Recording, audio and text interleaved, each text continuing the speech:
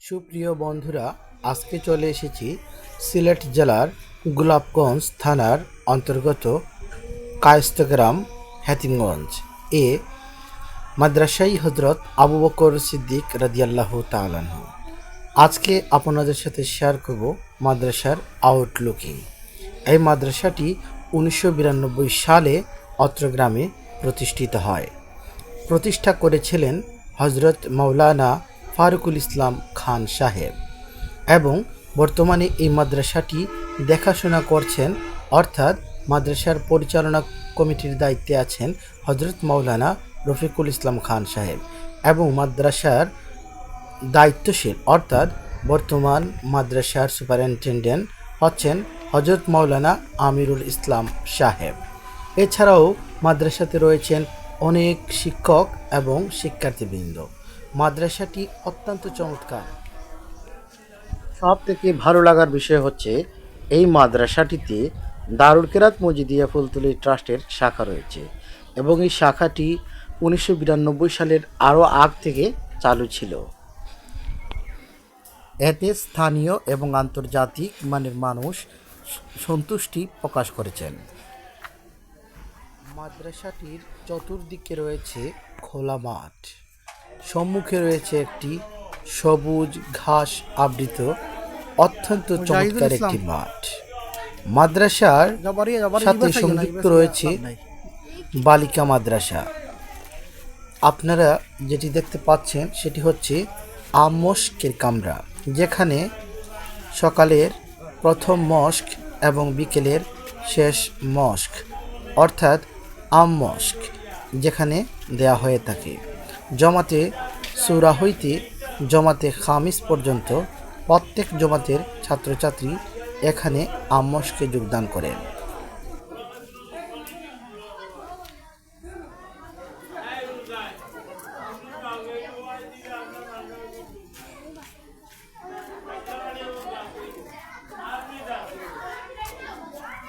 মাদ্রাসাটিতে আলিয়া শাখার পাশাপাশি রয়েছে বালিকা শাখা ও হিফজ শাখা।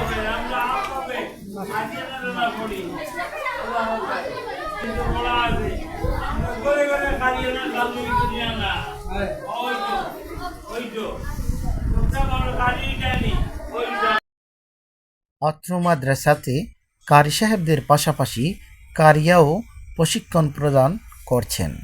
দুইজন কারিয়া এই বছরে রয়েছেন, একজন হচ্ছেন কারিয়া নুসরাত জাহান, অপরজন হচ্ছেন কারিয়া সুমাইয়া বেগম। দুইজন এই বছরে প্রশিক্ষণ প্রদান করছেন।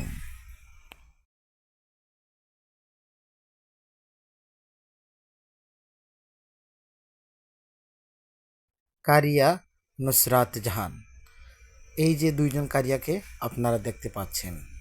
অসংখ্য ছোট বড় ছাত্রছাত্রীরা আমাদের মাদ্রাসাতে রয়েছে।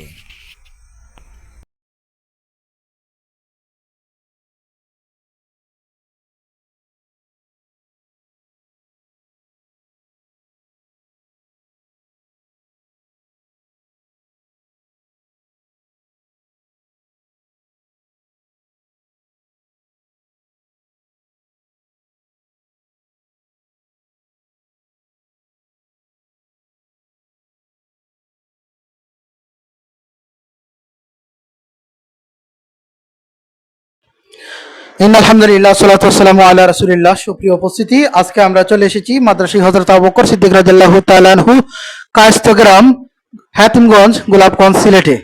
দারুল কেরাত মসজিদিয়া ফুলতলি ট্রাস্ট হাতে গড়া সংগঠন হযরত আল্লামা সাহেবুল্লাহ ফুলতলি রহমতুল্লাহ আলাইহির এই সংগঠনটি শুধু সিলেটে নয় এবং বাংলাদেশে নয়, পৃথিবীর বিভিন্ন জায়গায় ছড়িয়ে ছিটিয়ে রয়েছে দারুল কেরাত মসজিদিয়া ফুলতলি ট্রাস্ট। তারই সুবাদে আমি এবং আমরা দীর্ঘদিন থেকে আমাদের জন্মের পর থেকে যখন বুঝ হয়েছে, যখন আমরা মক্তবে পড়ি তখন থেকে আজকে পর্যন্ত এই সংগঠনের সাথে দারুল কেরাত মসজিদিয়া ফুলতলি ট্রাস্টের সাথে আমরা আছি। সাদিস পাস করার পর থেকে আজকে পর্যন্ত প্রতি বছরে নিয়ে এই বছরও আমি দারুল কেরাত মসজিদিয়া ফুলতলি ট্রাস্টে পড়াচ্ছি। আমি আজকে চলে এসেছি জামাতে খামিসের ছাত্রদের কাছ থেকে আমি আশা করব বেশ কিছু প্রশ্নের উত্তর পাবো। যেহেতু সময় সংকীর্ণ তাই আমি প্রশ্ন উত্তর পর্বের মধ্যে চলে গেলাম। আমি প্রথমে আসি আমার ছোট্ট বন্ধু মুজাহিদুল ইসলামের কাছে। মুজাহিদুল ইসলাম, বলো তো তুমি তোমার কাছে কেমন লেগেছে এই সমস্ত খামিজ কোর্সটি? ভালো। আর একটু বলো, এক্সপ্লেইন করো যে ভালো লেগেছে আলহামদুলিল্লাহ, বা তুমি কি কি শিখতে পেরেছো এখান থেকে? অনেক কিছু শিখতে পেরেছি। অনেক কিছু বলতে তুমি কি কি শিখেছো? কুরআন, তাজবিদ। হ্যাঁ, আচ্ছা দেখি তোমাকে তাজবিদ থেকে আমি কিছু জিজ্ঞেস করি। বলো তো তুমি মধ্যে মুত্তাসিলের আরেকটা নাম কি? মধ্যে ওয়াজিব। ওয়াজিব। যেমন একটা উদাহরণ দাও তো। মাই মধ্যে ইয়াশা। উলাইকা, হ্যাঁ উলাই, তাই নাকি? আর মধ্যে মুনফাসিলে আরেকটা নাম কি? মধ্যে জায়েজ। মধ্যে জায়েজের একটা উদাহরণ দাও। ফি আনফুসিকুম। মারহাবা, সবাই বলো মারহাবা।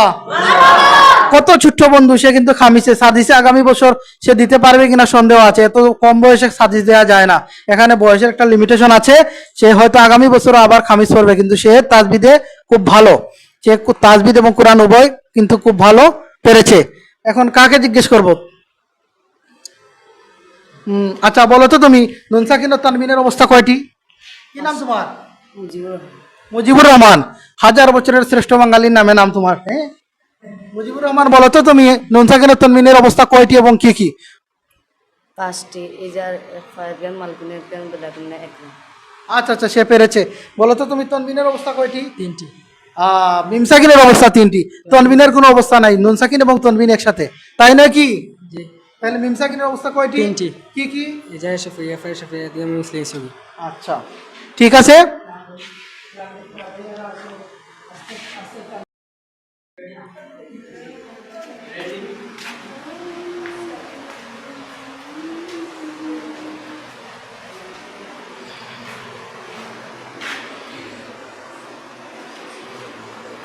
অত্র মাদ্রাসার ক্যাম্পাস অনেক চমৎকার। মাদ্রাসার চারদিকে রয়েছে খোলা মাঠ, গাছগাছালি, পাকপাকালি, পর্যাপ্ত শিক্ষক এবং শিক্ষার্থী মণ্ডলী।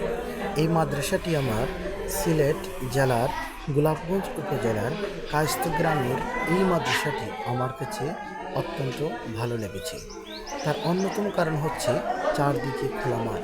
সামনের দিকে মাদ্রাসার সম্মুখের মাঠ যেটি আছে সেটি অনেক সুন্দর, চমৎকার, ঘাস অত্যন্ত চমৎকার।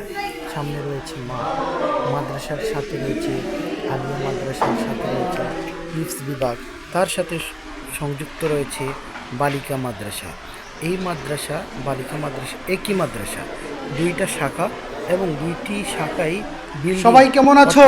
ভবন, অনেক তোমাদের বড় পড়ালেখা ধরনের কেমন চলছে? নকশা আমি দেখতে পেয়েছিলাম ক্লাসরুমে। তোমরা কথা বলছো না, তোমরা এই তোমাদের পড়ালেখা কেমন চলছে? ঘিরে এলাকাবাসী এবং তোমরা প্রতিষ্ঠাতা সমস্ত রয়েছে রমজান মাসে স্বপ্ন তালুকরাত মজিদিয়া এবং ফুলতলি চারতলা ট্রাস্টে বিশিষ্ট পক্ষ থেকে ভবন শাখা কেন্দ্র হবে মাদ্রাসা আগামী হযরত আবু বকর সিদ্দিক আমি রাদিয়াল্লাহু তাআলা আনহু কে কেমন আনন্দিত লেখাপড়া করেছো? এই মাদ্রাসাটিকে পেয়ে। আস্তে কথা বললে এর মানে তোমরা লেখাপড়া করনি। তোমরা কি লেখাপড়া করেছো নাকি করনি? কম করেছো নাকি বেশি করেছো?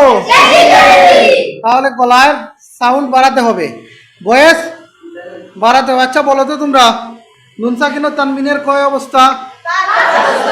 মিম সাকিনের কয় অবস্থা? তোমরা কি বলতে পারবে? সবগুলা কি বলতে পারবে? বলো তো, মিম বাদি কিসের কায়দা? কিসের কায়দা? আচ্ছা এই তো, মারহাবা। বলো তো, মুদগম এবং মুদগম ফির মধ্যে পার্থক্য কি?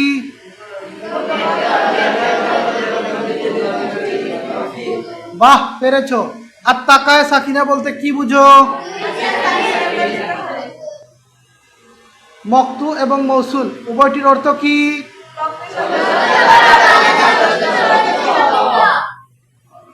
মাশাআল্লাহ, মারহাবা, তোমরা পেরেছো।